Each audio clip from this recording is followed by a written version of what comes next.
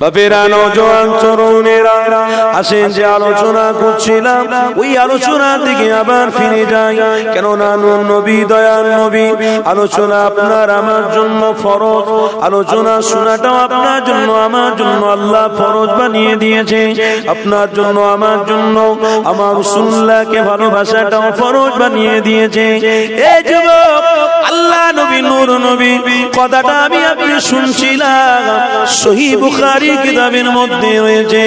আল্লাহ নবী, নূর নবী, দয়ার নবী যখন দুনিয়া জমিনে তাশরীফ আনলেন, বাল্য বাচ্চা শিশু আমার নবী যখন তাশরীফ এনেছে, মক্কার রেওয়াজে রয়েছে সমস্ত বাচ্চাদেরকে সবাই নিয়ে চলে যেত অন্য অন্য জায়গায় নিয়ে গিয়ে বাচ্চাদের দুধ পান করিয়ে আবার ফিরিয়ে দিয়ে যেত।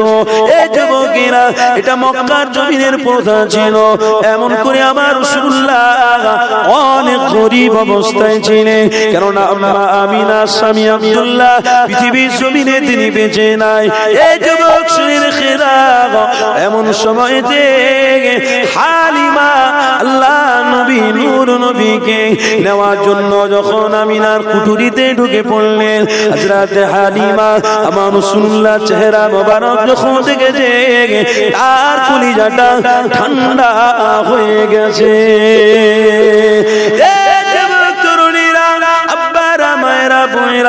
আল্লাহ নবী, নূর নবী, দয়ার নবী চেহারাটা আল্লাহ এত সুন্দর বানিয়েছিল, পৃথিবীর কোন মানুষকে এত সুন্দর নুরানি চেহারা দেওয়া হয়নি, যেটাকে আমার রাসূলুল্লাহকে আল্লাহ পাক দান করেছিলেন। এই যুবক, ওই মুহাম্মদ রাসূলুল্লাহর আর একটা জোড়া খুঁজে পাওয়া যাবে না গো। কেননা মুহাম্মদ রাসূলুল্লাহ হলো পৃথিবীর মানুষদের মধ্যে শ্রেষ্ঠত্ব লাকাব পেয়েছে। পৃথিবীর সমস্ত নবী আলাইহিস সালাম থেকে আল্লাহ নবীকে শ্রেষ্ঠত্বর মুকুট পরিয়েছে। এই যুবকেরা, তরুণেরা, ওই নবী পাক দয়ার নবী আমার কুঠুরির মধ্যে রয়েছেন। হালিমা যখন আমার রাসূলকে দেখে ফেললেন, হালিমার দিলটা বড় নরম হয়ে গেল।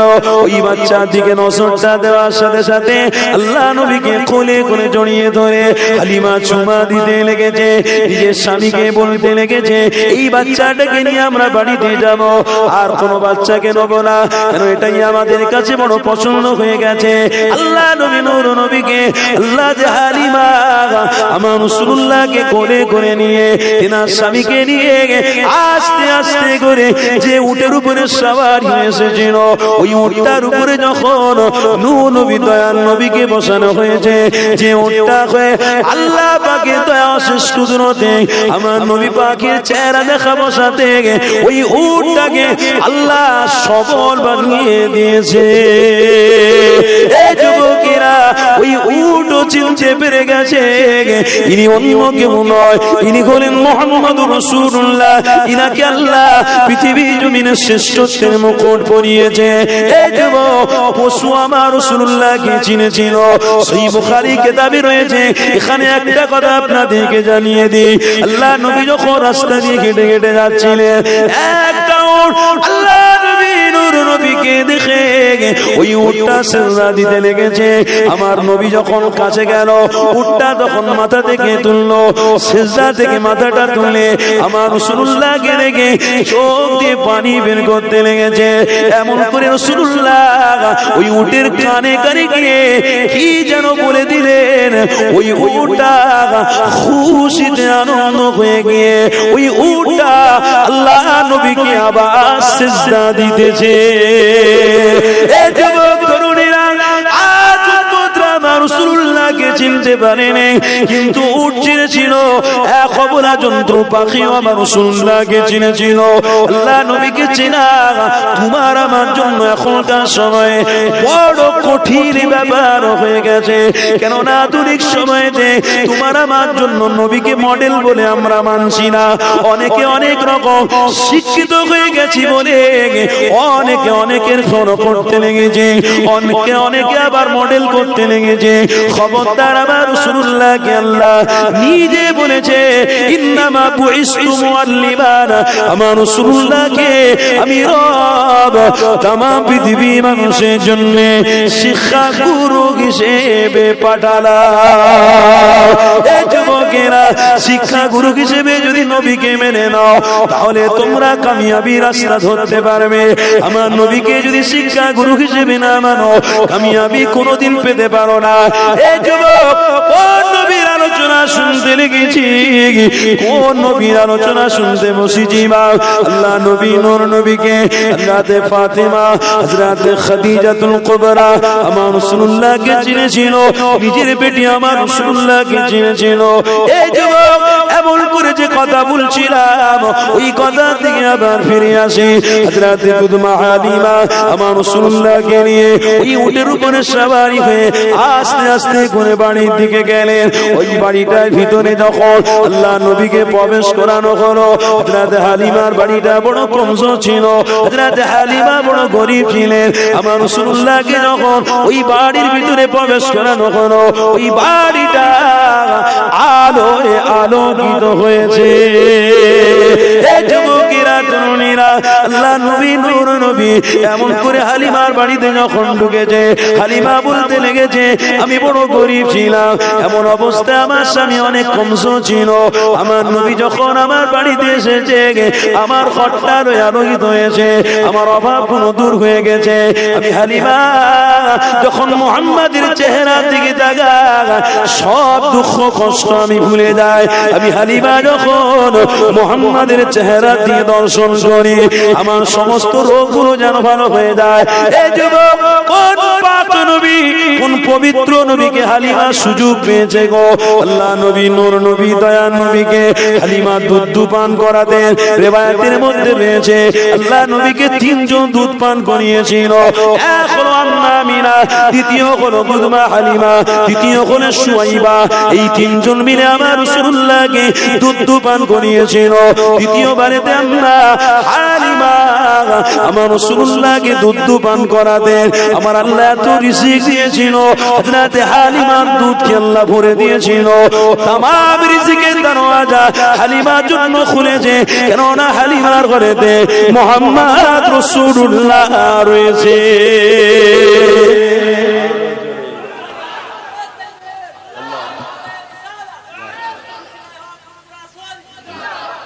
এই যুবক, মোহাম্মদ রসুল তো দুধমা হালিমার ঘরে এসেছে, হালিমার ঘরে তো জোয়ার উঠেছে, জোয়ার। আজও যদি কারোর বাড়িতে নবীর দরুদ চলে তো ওই বাড়িতে রহমতের ছায়া ছায়া জোয়ার থাকবে, জোয়ার, কোনদিন ভাটা হবে না। যুবক শুনে রাখো, আমার বাপ শুনে রাখুন, আজও যদি কোনো বাড়িতে নবীর একটা সুন্নাতের আমল হয়, একটা আমার বোন, আমার মাদেরকে বলবো যারা বিবাহিতা, তিনাদেরকে আমি গুরুত্ব দিয়ে বলবো, আপনার স্বামী যখন ইনকামের জন্য বাইরে যায়, সে তো তার স্বার্থে যায় না, সে তো তার বিবির জন্য বেরিয়েছে, বাচ্চার জন্য বেরিয়েছে। কি গো বলুন, বিবির জন্য বেরিয়েছে, বাচ্চার জন্য বেরিয়েছে, তার স্বার্থে সে যায়নি। কোথায় ভোরে উঠে খাটতে যাচ্ছে, কোথায় আবার মাসকে মাস চলে যাচ্ছে খাটতে। আরে বিবি, তোমার ঘরেতে একটা সুন্নাত জিন্দা করতে হবে। কি? নবী বলেছে যে স্বামীকে ভালোবাসে, স্বামী যখন দূর সফর থেকে বাড়িতে ফিরছে, সে ডেলি আসুক বা 1 মাস পরে আসুক বা 1 সপ্তাহ পরে আসুক, যখন বাড়িতে প্রবেশ করবে, আমার মা তুমি তোমার স্বামীর জন্য 1 গ্লাস পানি নিয়ে দাঁড়িয়ে থাকো, এতে রাসূলের সুন্নাত জিন্দা হয়ে যাবে।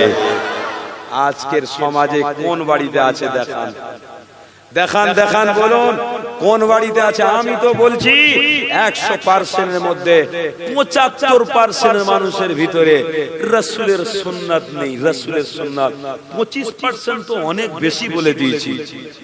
কি গো, 25% তো অনেক বেশি বলে দিয়েছি। 100% মধ্যে আমার নবী বলেছে 100% উম্মত যেন সাকসেসফুল হতে পারে, 100% উম্মতরাই যেন আমি রাসূল আমার সাথে তারা জান্নাতি হতে পারে, 25টাও যেন জাহান্নামী না হয়। 25টা জাহান্নামী কেন হবে? এ যুবক, এর জন্য আমার রাসূল চেষ্টা করেছিল। তাই আজ উম্মতির মধ্যে প্রতিভা নিয়ে আসতে হবে, প্রেম নিয়ে আসতে হবে, ভালোবাসা নিয়ে আসতে হবে, যেন 75%, 80%, 90%, 95% কোনো পার্সেন্ট নয়, 100 যেন আমার রাসূলের দিওয়ানা হয়ে জান্নাতে যেতে পারে। আজকে তো বড় দুঃখ লাগে, যে বাড়িতে যাই শুনি স্বামী স্ত্রীর মহব্বত নেই। কি করে সুন্নাত জিন্দা হবে? ঘরের শুরুয়াত হচ্ছে স্বামী আর স্ত্রী। কি গো শুনছেন তো? ঘরের শুরুয়াত কি? স্বামী আর স্ত্রী। ও যুবক, এখন তো তোমাদের ভিতরে একটা ফিলিংস এসেছে, 13 বছর 12 বছর বিয়ে হয়ে যাওয়ার পরে মোবাইলে কি নারীদের ছবি দেখে দেখে নিজের বিবিকে বলছে এ তো আমার জন্য যোগ্য নয়, এ তো আমার জন্য যোগ্য নয়, খামাখা আমি তাকে বিয়ে করে এনেছি। ও যুবক, একটা কথা বলি, যখন তোমার আব্বা, কি গো শুনছেন তো? শুনছেন তো? যখন তোমার আব্বা মা গিয়ে তোমার বৌমাকে দেখে এসেছিল, বিবিকে দেখে এসেছিল, তখন তো তুমি মানা করে দিতে পারতে, আব্বা ওই মেয়েটাকে আমি বিয়ে করব না। দুটো হাত যখন এক জায়গায় করা হয়েছিল, বলো কবুল করলে? তখন তো জোরে বললে আলহামদুলিল্লাহ আমি কবুল করলাম। তখন একবার তুমি ডিসাইড করলে না, একবারও তুমি তখন চিন্তা করলে না। এখন 12 বছর সংসার করার পরে নারীদেরকে দেখে দেখে তোমার বিবিকে তুমি খারাপ বলছো, তোমার উপরে আল্লাহর ফেরেশতাদের লানাত আসবে, লানাত। খোদার কসম করে বলছি, কোরআন খোলো, ইন্নাল্লাযীনা কাফারু ওয়া মাতু ওয়া হুম কুফারুন উলাইকা আলাইহিম লানাতুল্লাহ। আল্লাহর ফেরেশতারা যে বান্দার উপরে লানাত দেয় সেটা স্বয়ং আল্লাহর লানাত হয়। কি ভাবছেন আপনারা? দুনিয়া এসে মজা করব, খাবো, আনন্দ ফুর্তি করব, মরে যাব, জান্নাতে যাব, অত সোজা নয়। এই আমতার এলাকার আশপাশের মানুষ, যদি আপনারা বড় লোক থাকেন, আপনার কাছে 20টা ছেলে যদি কাজ করে, 10টা ছেলে যদি কাজ করে আর 10টা ছেলে যদি কাজ না করে, আপনি রাখবেন? রাখবেন? বলুন রাখবেন? কি করবেন? ছাঁটাই করবেন না? করবেন না? কেন করবেন? কিসের জন্য? যে আমার স্বার্থের দরকার, আমার কাজের জন্য তাকে রেখেছি। কাজ করো, পয়সা নাও, বাড়ি যাও। ও যুবক, আমার রব বলেছে মুহাম্মদ রাসূলকে পাঠিয়েছি আমি জান্নাত দেব, আমাকে খুশি করবে বলে আমার রাসূলকে পাঠিয়েছি, তোমরা রাসূলকে ধরো, আমি আল্লাহ 100% কে জান্নাতে পাঠাবো। কাজ দিয়েছে, কাজ, সে কাজটা হলো প্রেম, প্রেম রাসূলুল্লাহর ভালোবাসা। আজকে তুমি রাসূল থেকে দূরে সরে যাচ্ছ। কে দূরে সরাচ্ছে? কে আপনাকে দূরে সরাচ্ছে? খবরদার, আমার রাসূল থেকে দূরে সরাতে ওই মুমিনকে পারবে না যে মুমিনের দিলেতে মুহাম্মদ রাসূল থাকবে। কথা ঠিক না ভুল বলছি? এই যুবক, এই যে নবী নবী করছেন আর রব রব করছেন, আল্লাহ আল্লাহ করছেন, আচ্ছা বলুন, আল্লাহর তরফ থেকে পরীক্ষা হতে পারে না? পারে না? পারে না? পিছনের বাপেরা বলুন, পারে না? পরীক্ষা 100% হতে পারে। কখন হবে, কোন সময় হবে, কোন রাতে হবে, কোন দিন হবে, আল্লাহু আলাম, আল্লাহ জানে। তবে শুনে রাখো, পরীক্ষা এমন হতে পারে, নামাজি আর যারা কম নামাজ পড়ে, বেশি নামাজ পড়তে পারে না, তাদের প্রত্যেকের পরীক্ষা আল্লাহ করতে পারে। একটা কথা আমার মনে পড়ে গেল, মিডিলে একটু বলে দিই আপনাদের। আমি জানি আপনারা ইতস্ততা বোধ করছেন, কিন্তু বললে হবে না। এখানে তো বাজনার ব্যাপার নেই, এখানে তো রাসূলুল্লাহর ব্যাপার রয়েছে। আমি জানি এখানে শয়তান ধরবে, আমি জানি আপনাদেরকে শয়তান যতটা পথভ্রষ্ট করানো যায় তারা চেষ্টা করবে। নবীর প্রেমিকরা হাল ছাড়বে না। যুদ্ধের ময়দানে এসেছে, আর যুদ্ধের ময়দানে থেকে আল্লাহ তার রাসূলকে খুশি করে বাড়ি যাবে। যুবক, একটা কথা আমার মনে পড়ে গেল। একজন 5 ওয়াক্ত নামাজি 5 ওয়াক্ত নামাজ পড়ে পড়ে কপাল কালো করে ফেলেছে। শুনছেন তো নাকি? মনোযোগ আছে এদিকে? 5 ওয়াক্ত নামাজ পড়ে কপাল কালো করে ফেলেছে। ওই নামাজিটা কোনো একটা কারণে রাস্তায় বেরিয়েছে গভীর রাত্রিরে, 5 জন 6 জন মিলে তাকে ধরে ফেলেছে। ধরে তাকে জিজ্ঞাসা করছে তোমার নাম কি? বলে আমার নাম তো আব্দুস সাত্তার। ও তুমি কার অনুসারী? আনা মুহাম্মাদুর রাসূলের অনুসারী। আল্লাহ, আমি আল্লাহর অনুসারী, আমার রবকে ভালোবাসি, আমার নবীকে ভালোবাসি। শোনো, আজকে তোমার গর্দানটা যদি নিয়ে যেতে চাও তো আল্লাহ তার রাসূলকে ছাড়তে হবে, আর যদি গর্দানটাকে কাটাতে চাও তো রাসূল আর আল্লাহকে তোমাকে ছাড়তেই হবে। বলো তুমি কোনটা চাও? ছাড়তে চাও না ধরে রাখতে চাও? কোনটা? নামাজি তখন বলছে না, আমাকে তো ছাড়তে হবে। কেন? আমার পিছনে আমার ছেলে আছে, আমার পিছনে আমার মেয়ে আছে, আমার বিবি আছে, আমার বাপ বেঁচে আছে, আমার মা বেঁচে আছে। আমি ইনকাম করলে তাদের খাওয়া হয়। কথা শুনছেন না? আমি ইনকাম করলে তাদের খাওয়া হয়। না না না, আমাকে গর্দান কাটানোর দরকার নেই, আমাকে বাঁচতে হবে। ও যুবক তখন বলছে আমি নবীকেও ছাড়তে রাজি আছি, রবকেও ছাড়তে রাজি আছি, সব ছেড়ে দেবো, আমার গর্দানটা কাটো না। ওই যে 5-6 জন দুশমন ছিল তারা বলছে যাও, চলে যাও, যাও, তোমাকে কোন প্রকারের ডিস্টার্ব করলাম না, তুমি চলে যাও। বাহ! আর একজন দাঁড়িয়ে নেই, মাথায় টুপিও ভালো করে রাখে না, নামাজও ভালো করে পড়ে না। ও যুবক রাস্তা দিয়ে হেঁটে হেঁটে যাচ্ছে গভীর রাত্রে, 4-5 জন ধরেছে, তাকে ধরে জিজ্ঞাসা করছে বল তোমার নাম কি? বলে আব্দুস সাত্তার। তুমি কার অনুসারী? আনা মুহাম্মাদুর রাসূলুল্লাহ। কাকে ভালোবাসো?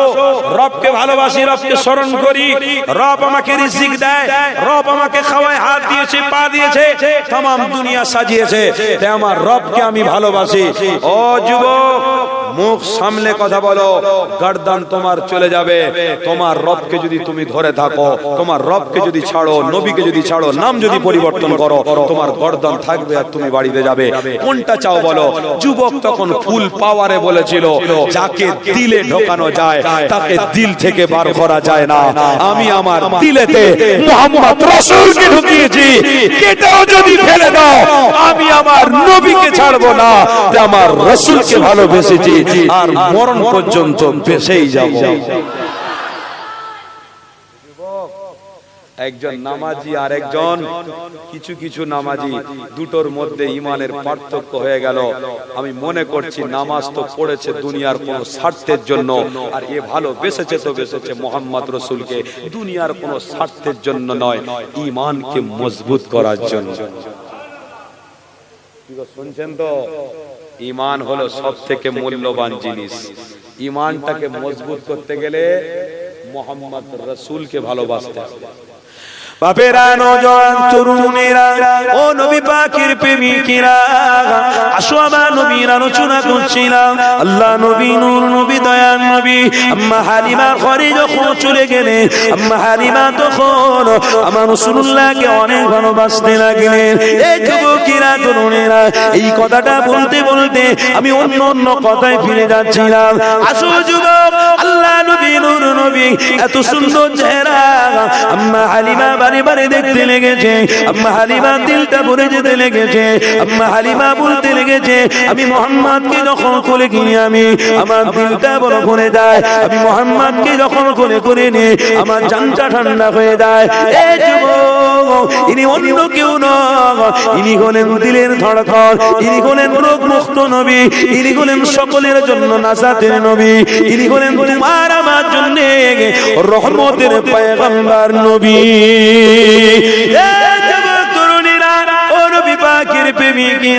আসো আমার নবীকে হযরত হালিমা দুধ পান করায়। আম্মা হালিমা আমার রাসূলকে ভালোবাসে, আম্মা হালিমা নিয়ে কোলে পিঠে মানুষ করতে লেগেছে।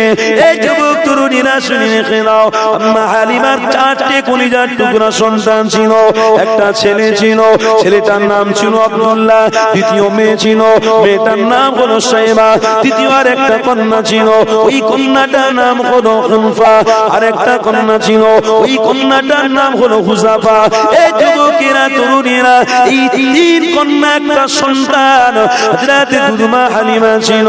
ও যুবক শুনে রেখে দাও, আমার রাসূলুল্লাহ রাসূলুল্লাহকে হযরত হালিমা যেমন ভালোবাসতেন ওই রকম সাহেবা আমার রাসূলুল্লাহকে অনেক ভালোবাসতেন।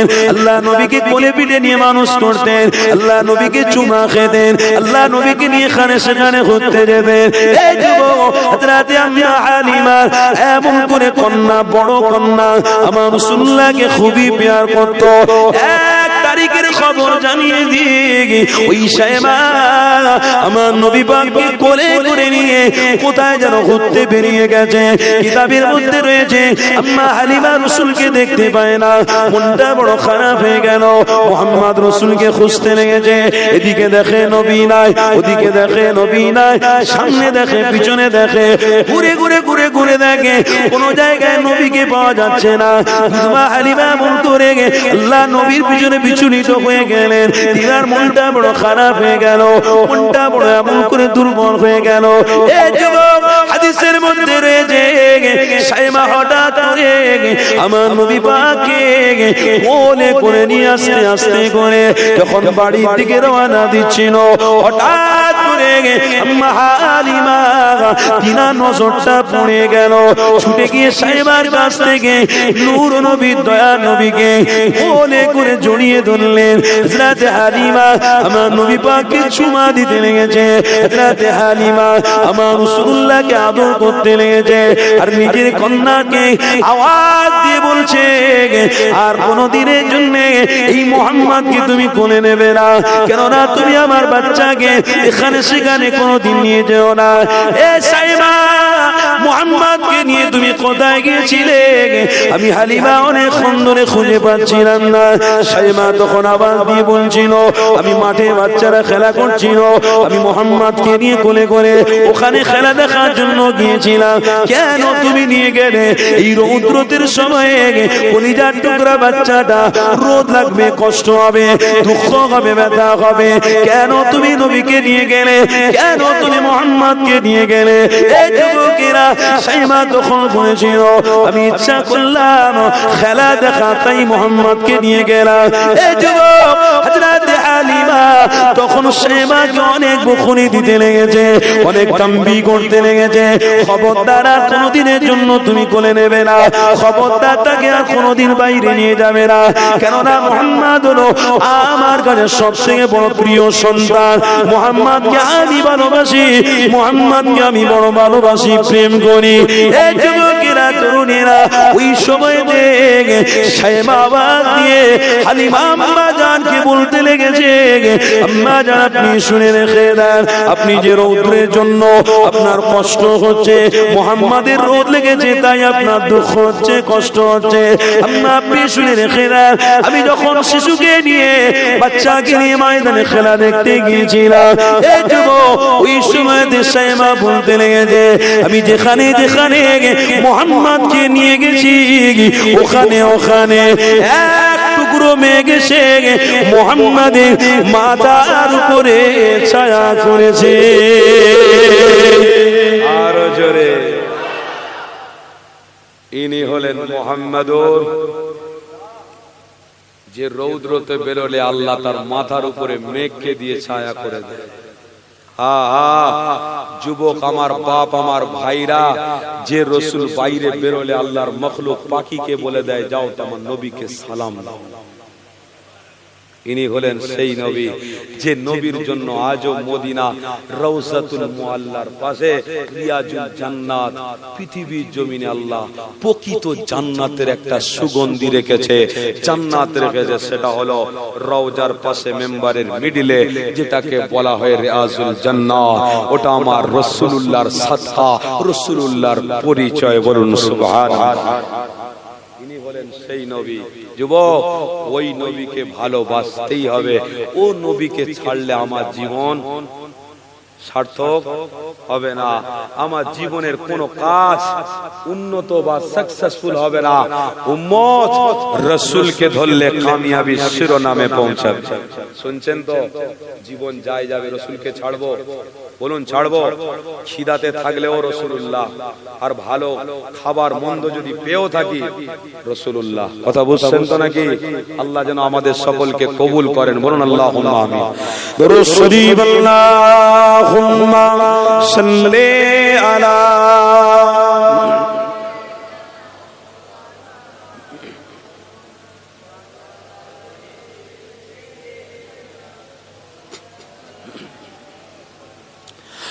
দেখা দাও রাসূলুল্লাহ তুমি দেখা দাও রাসূলুল্লাহ তুমি কাঁদে আশিক তোমার আছো শুয়ে মদিনায় তুমি ডেকে নাও রওজা তোমার ডেকে নাও রওজা তোমার রাসূলুল্লাহ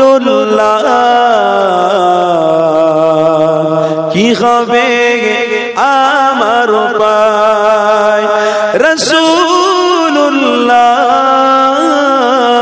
কি হবে আমার পায় লা ইলাহা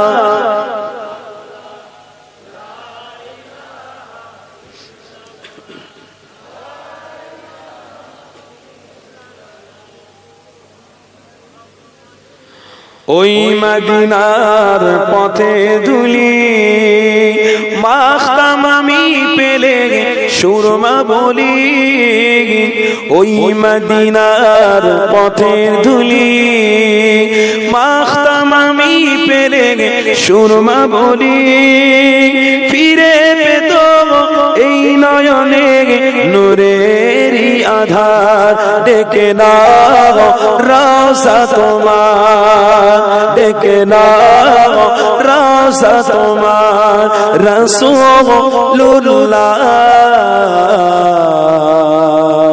কি হবে আমার পায় রাসূলুল্লাহ কি হবে আমার পায় আল্লাহুম্মা সাল্লি আলা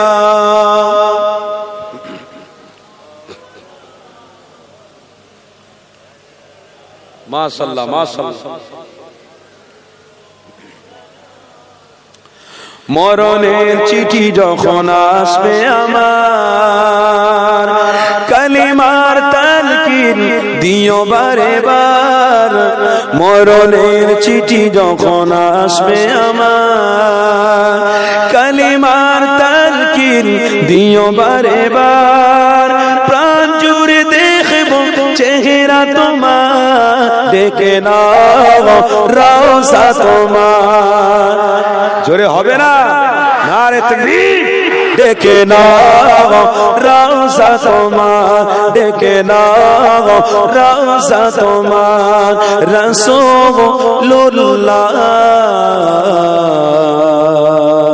কি হবে আমার পায় রাসূলুল্লাহ কি হবে আমার পায় আল্লাহুম্মা সাল্লি আলা জোরে জোরে মাশাআল্লাহ একটু বড় ভক্তি বলে ওয়া আলা আলি সাইয়্যিদিনা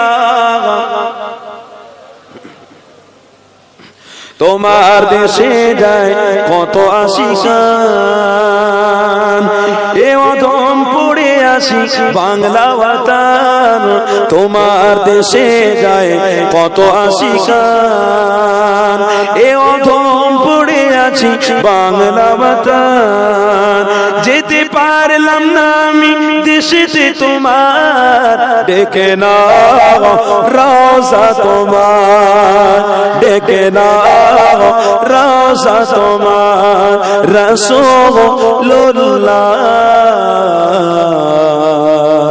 কি হবে উপায় আমার রাসূলুল্লাহ কি হবে আমার উপায় দেখা দাও রাসূলুল্লাহ তুমি কাঁদে আশিক তোমার আছো শুয়ে মদিনায় তুমি ডেকে নাও রওজা তোমার ডেকে নাও রওজা তোমার লা ইলাহা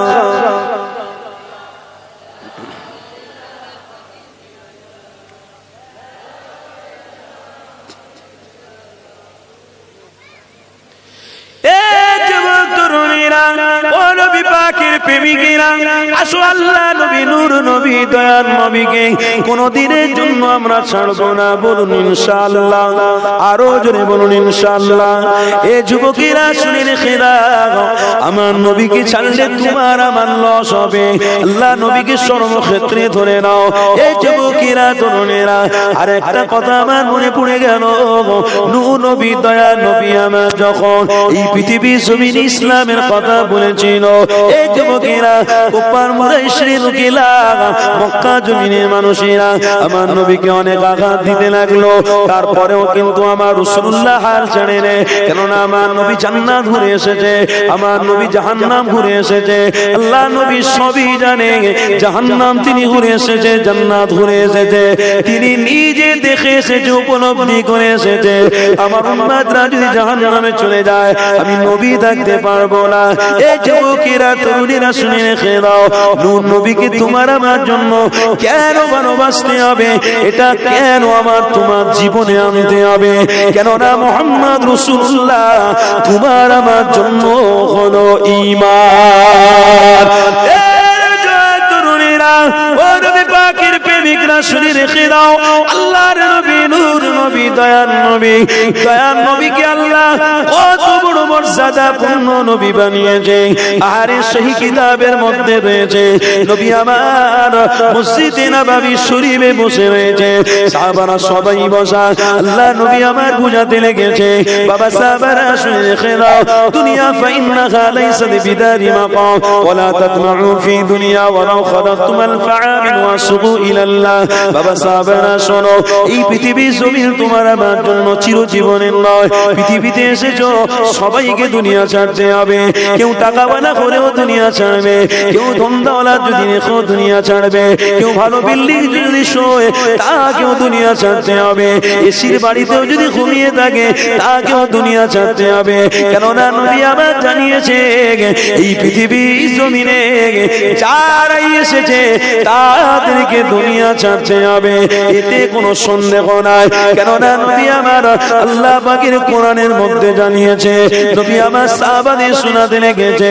এই যুবক সূরা মুলকের মধ্যে দেখে গেল, তাবারাকাল্লাযী বিয়াদিহিল মুলক ওয়া হুয়া আলা কুল্লি শাইইন কাদির।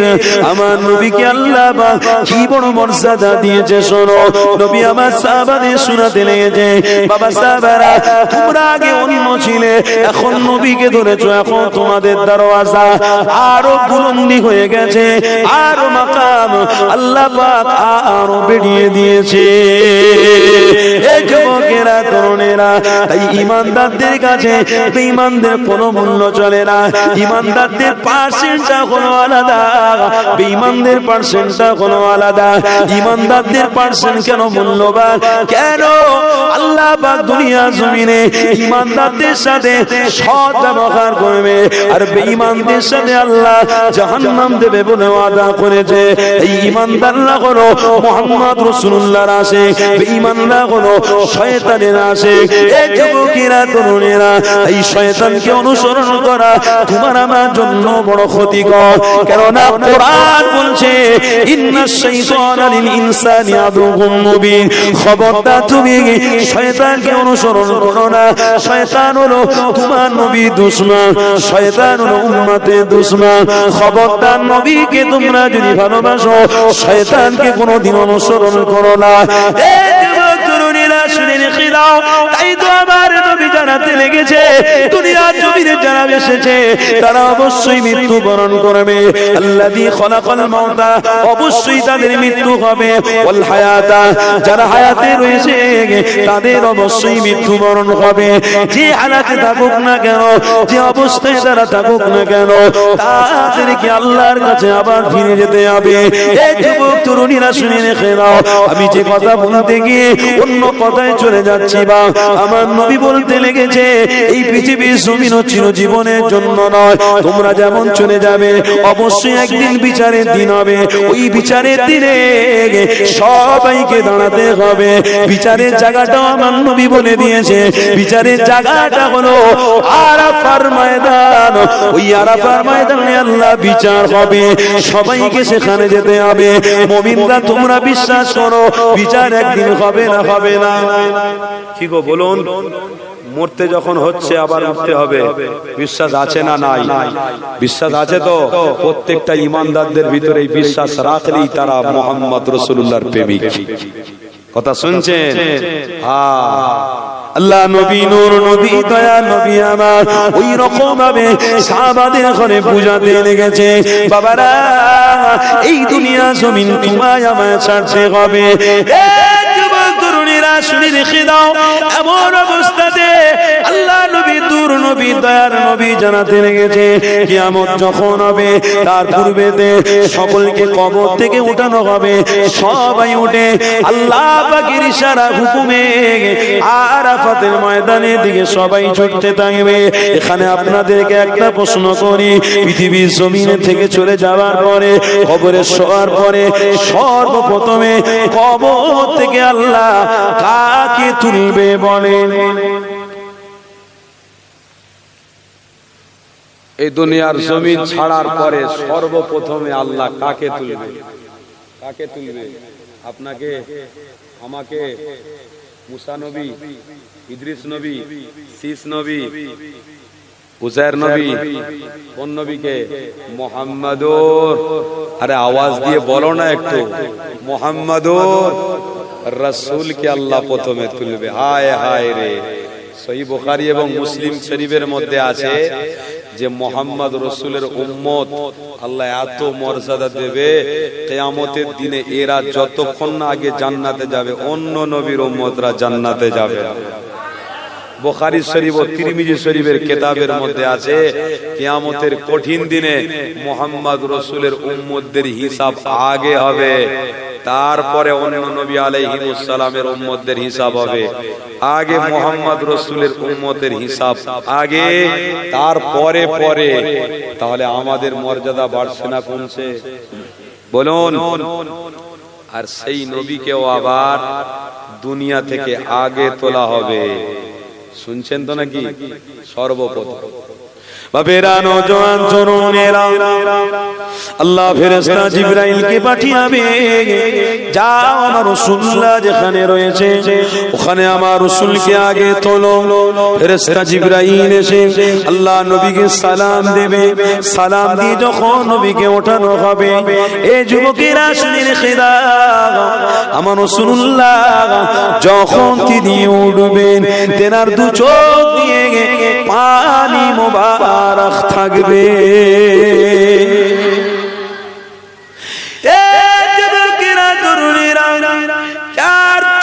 পানি আসে, বন্ধু যদি বন্ধুকে আঘাত করে বা বন্ধু যদি কোনো বিপদের মধ্যে পড়ে তখন বন্ধুর অনেক উপকার করার জন্য চোখেতে পানি দিয়ে আসে।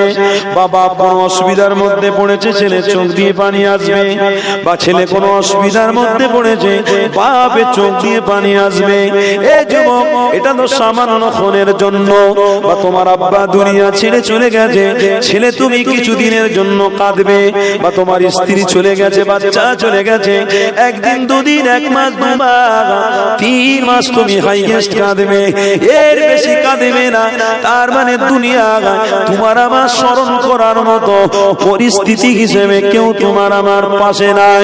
এই যুবক, নবী পাককে ভালোবাসা, নবী পাককে মহব্বত করা আল্লাহ তোমার আমার জন্য ফরজ কেন বানিয়েছে? এই জন্যে, কেননা নবী আমার মৃত্যুর পরেও তোমার আমার জন্য চোখের পানি ফেলতে থাকবে।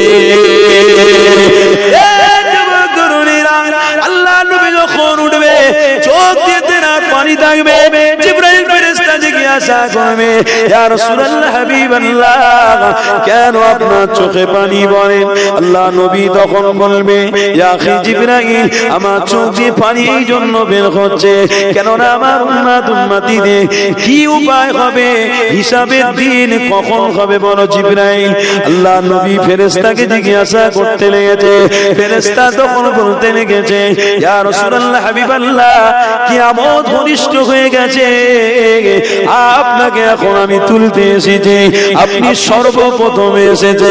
নবী আমার চোখের পানি বন্ধ করে দিয়ে এমন করে আল্লাহর ফেরেশতাকে খুশির খবর জানাতে থাকবে, ওগো জিবরাইল শুনে রেখে দাও, আমি মুহাম্মদ বড় খুশি হচ্ছি, কেননা কিয়ামতের দিনে আগে সর্বপ্রথমে আমি মুহাম্মদ আগে যখন উঠেছি, অবশ্যই আমার উম্মত উম্মতিদের নাজাত দিয়ে জান্নাতে যাব।